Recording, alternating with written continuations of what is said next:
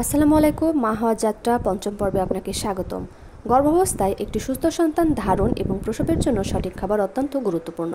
খাবারের মাধ্যমে মা ও গর্ভে শিশুর বৃদ্ধি, ইমিউনিটি এবং শারীরিক সুস্থতা নির্ভর করে। এ পর্বে আমরা জানব প্রতিটি মাসে কিভাবে খাদ্যাভ্যাস ঠিক করতে হবে এবং কি খাবার সবচেয়ে বেশি উপকারী। প্রথম ত্রৈমাসিক শিশুর অঙ্গপ্রত্যঙ্গের ভিত্তি নির্মাণের পর্যায়। এজন্য এই সময় পুষ্টির চাহিদা খুবই জরুরি। ফলিক অ্যাসিড শিশুর মস্তিষ্ক বিকাশে সহায়তা করে। ভিটামিন B6 বমিভাব কমাতে সাহায্য করে।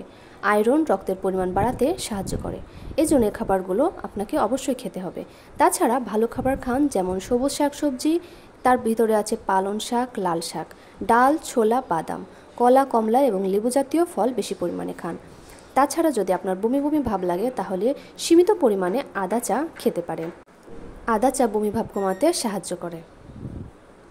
এবং যেসব খাবার এড়িয়ে চলুন সেগুলো হচ্ছে অতিরিক্ত তেল মশলা, ঝাল খাবার, কাঁচা বা অপরিষ্কারকৃত মাছ মাংস। একেবারে অনেক খাবার একসাথে না খেয়ে ছোট ছোট ভাগে খাবার খান এবং এই সময় ডিহাইড্রেশন এড়াতে প্রচুর পরিমাণে পানি পান করুন।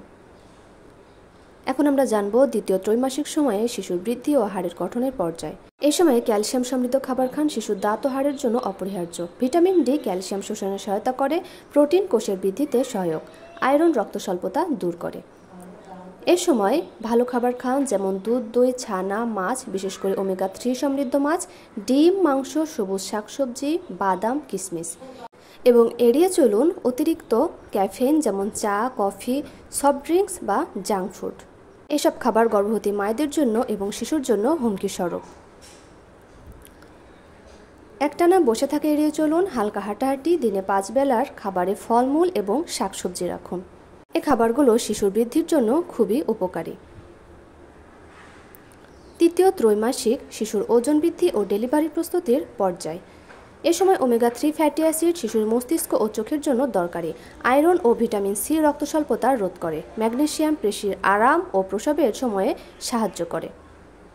এ সময়ে ভালো খাবার খান, যেমন ফ্যাটি ফিশ, স্যালমন, আখরোট, চিয়া সিড, পাকা পেঁপে খুবই অল্প পরিমাণে, সবুজ শাকসবজি, ফল, দুধ, ডিম ইত্যাদি। দিনের শেষে লঘু খাবার গ্রহণ করুন। বেশি বেশি পানি খেয়ে নিন ডিহাইড্রেশন এড়াতে।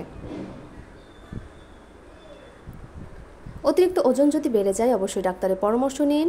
গ্লুকোজ লেভেল চেক করুন। প্রতিদিন অন্তত 30 মিনিট হাঁটাহাঁটি করুন বা যোগ ব্যায়াম করতে পারেন। এতে আপনার শরীর অনেকটাই ভালো থাকবে এবং ঠিকভাবে সুস্থ থাকবেন।